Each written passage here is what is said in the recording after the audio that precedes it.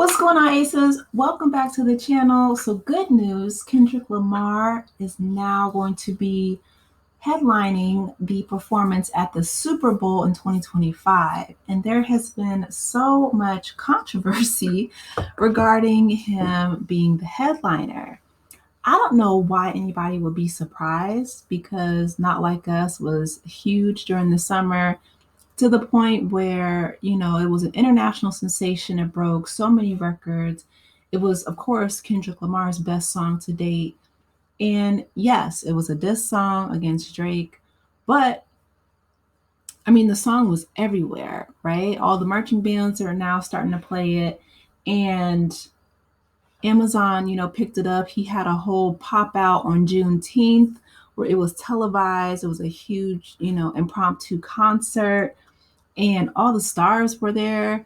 I mean, LeBron James, he brought everybody up on stage. He got, California, I don't know, YouTube, I'm trying to say their guidelines, the blue and the red, groups united. They squashed all their beef. Um, and this man is just, considered now the current king of Cali. That's what Snoop is calling him and Dre is calling him, and et cetera, et cetera. So for something to be that monumental, people, I mean, I guess people are like up in arms because this year's Super Bowl or this upcoming Super Bowl next year in 2025 is going to be in New Orleans. So a lot of people were saying that it was a diss to Lil Wayne. And I just recently found out that Wayne is the one who signed Drake. So that's his protege. But at the end of the day, the Super Bowl is a business, and we live in a capitalist society, and people are looking to capitalize on the controversy between Drake and Kendrick Lamar. I mean, listen, it is what it is. It's big business, and Kendrick, he came out on top. I don't know. Drake, I think he said he's still trying to put out some music. Um, I haven't heard anything that's worth repeating, in my opinion. I mean, as far as I was concerned, and a lot of people, Kendrick definitely won the diss battle and the war. I guess that's going to be the final nail in the coffin come 2025 at the Super Bowl. But a lot of these corporations, including, Amazon, already sponsored the pop out on Juneteenth, but now the other ones are looking to capitalize on that momentum come, in February. And it's unfortunate because, a lot of people are, thinking that Wayne, a lot of rappers are speaking out like Nicki Minaj. A lot of people are saying, that it was a snub to Lil Wayne because it's going to be in New Orleans. But I mean, he could easily, I don't know if him and Kendrick Lamar has any type of beef. I mean, I appreciate rap for the artistry that it is, but I'm not all into, the rap streets like that. Um, but my thought would be he could easily have, Lil Wayne and Juvenile and a lot of the artists from New Orleans come up and join him. Just like, when Usher brought Luda and, Lil Jon and a lot of the artists, or when Beyonce was headlining and she brought Destiny's Child, she brought back Kelly and Michelle. You can bring people with you. It doesn't have to just be one person. He did that at the Amazon performance. And not only did he bring, the two groups in California, but he also brought, I think it was, he brought Dr. Dre on stage. He brought just a lot of people, like a whole group of, people. He brought kids on stage with him. And then he turned around and made a music video where he incorporated, a lot of people from his old neighborhood, Inglewood, right? And pretty much everybody came out and the community supported him in that music video. So This is a lot bigger than just, a regular diss track or a rap beef. This is big business. And Kendrick Lamar, I mean, his numbers on YouTube, on Spotify, on a lot of the streaming platforms, I mean, it broke monumental records. So companies pay attention to that and they want a piece of that capitalist pie. At the end of the day, they don't care about red, they don't care about blue, they don't care about Drake or, Kendrick Lamar's beef back and forth. They're looking at the green, they're looking at the viewership, right? And people are still invested in this rap battle. So NBC News, they write that rapper Kendrick Lamar will headline the Super Bowl halftime show in New Orleans, the NFL announced on Sunday. And this is what Kendrick Lamar says. It's the quote that I have here in the middle picture. He says, quote, rap music is still the most impactful genre to date, and I'll be there to remind the world why. They got the right one, Lamar, who's 37, said in an NFL release statement. Lamar is one of the most decorated rappers in history. He has 17 Grammy Awards and 29 BET Awards, and he won a Pulitzer Prize for his music in 2018. The first musician to win outside the classical or jazz genres. And a side note, right? The last thing that I would want to do, and this is just me, okay? But I would never want to go toe to toe in a rap battle, which is essentially poetry, right? It's a war of words with a Pulitzer Prize winner.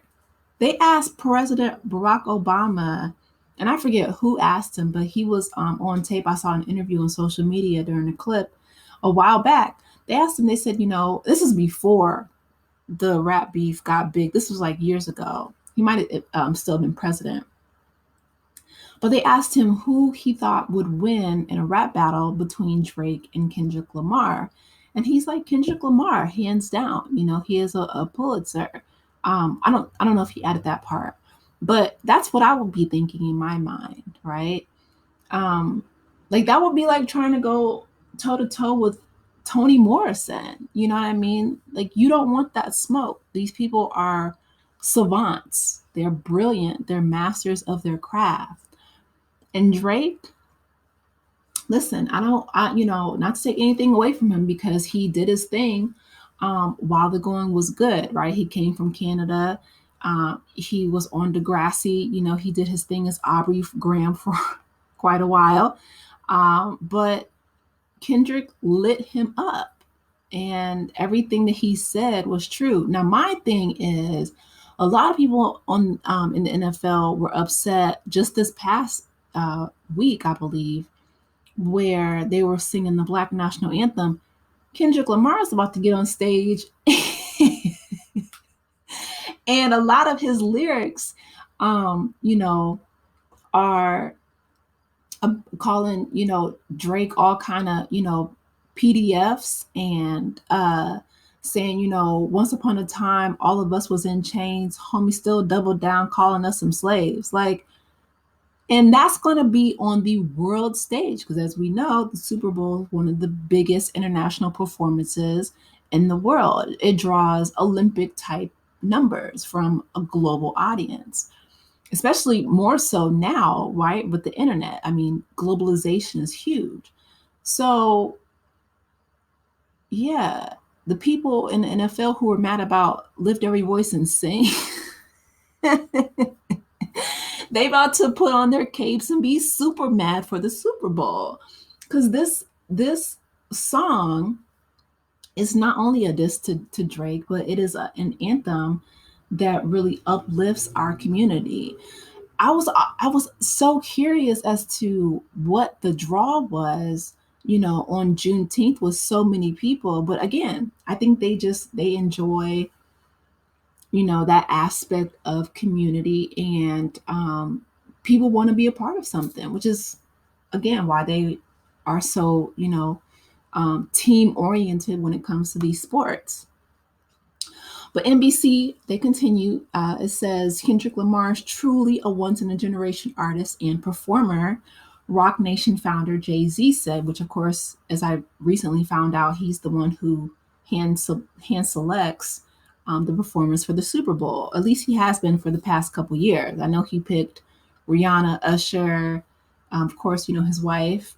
So I don't know who was in charge of that before him, but yeah. It says his deep love for hip hop and culture informs his artistic vision. He has an unparalleled ability to define and influence global culture globally. Kendrick's work transcends music, and his impact will be felt for years to come. His single, Not Like Us, was one of the most popular songs of the summer, debuting at #1 at the Billboard Hot 100. It also became the fastest rap song to reach 700 million streams on Spotify. I mean, it was breaking records left and right. You can't tell me that corporations don't want a piece of that. They absolutely do. They look at Kendrick Lamar and they see dollar signs. Lamar has not released an album since his 2022's Mr. Morale and the Big Steppers. He rose to prominence in the early part of the 2010s. His second studio album, Good Kid, Mad City, was released in 2012 and was certified triple platinum.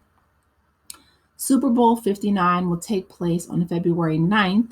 Lamar previously performed at the 2022 Super Bowl in Los Angeles alongside several rappers and hip hop stars in a West Coast themed show. So now he's headlining. So congratulations to Kendrick Lamar.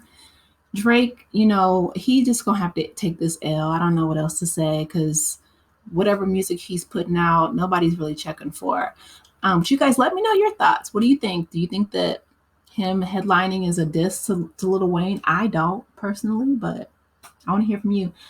Drop down in the comments. Let me know your thoughts. Please be sure to like the video, subscribe to the channel, and I will talk with you in the next one. Take care, aces. Bye.